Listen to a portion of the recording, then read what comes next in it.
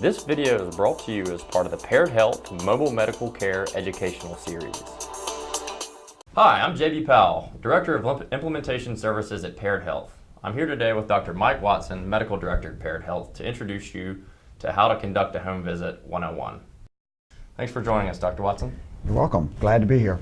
Great. So let's start by taking a look at the pre-visit preparation activities that you do before every home visit you conduct.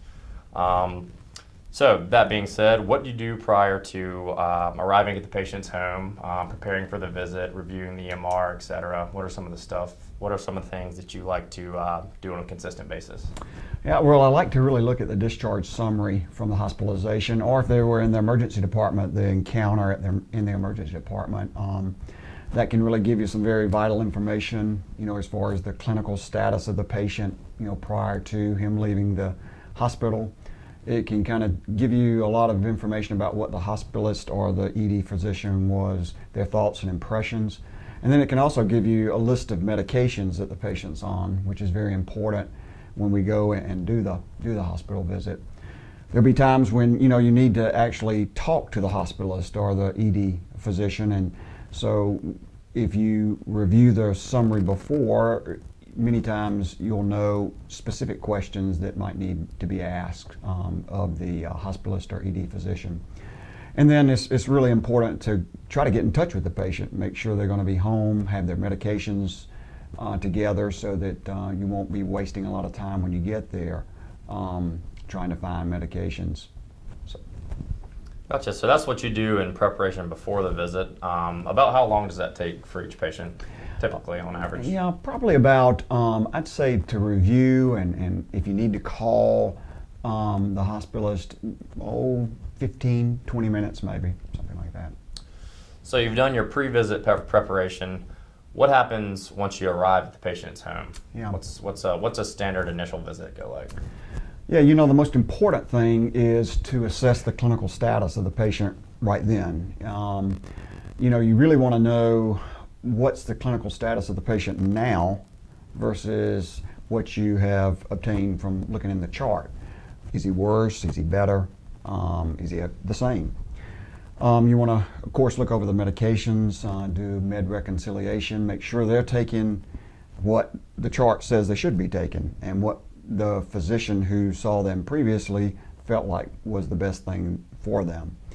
There'll sometimes be outstanding labs, x-rays that you need to review, or maybe the results weren't done while they're in the hospital, or weren't ready while they're in the hospital, and are now there to be seen and relayed on to the patient.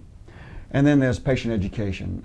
That's really important too, to educate the patient in the disease processes, any kind of signs or symptoms of deterioration that they may need to get in touch with you about. And it's important to educate the caregivers too, not just the patient, so that they can actually help the patient, when they do have any particular problem that may arise. Gotcha. So you've prepared for the visit, you've gone to the patient's home, conducted the visit. I assume at that point a decision has to be made whether or not you'll come back and see the patient again.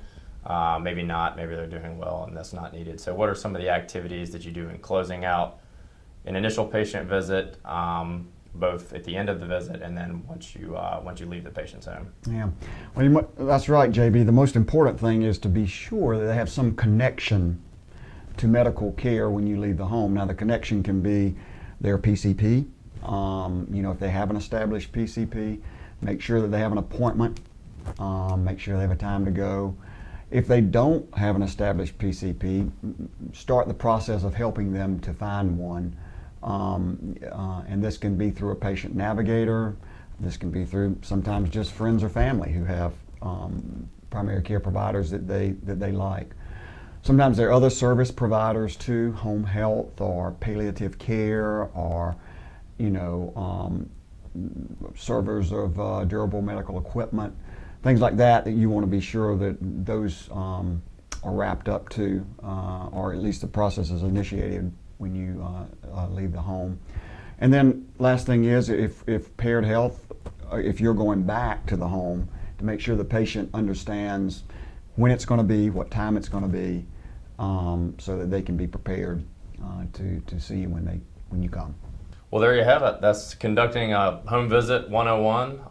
Dr. Watson, thank you for joining us today. Thank you very much. Enjoyed it.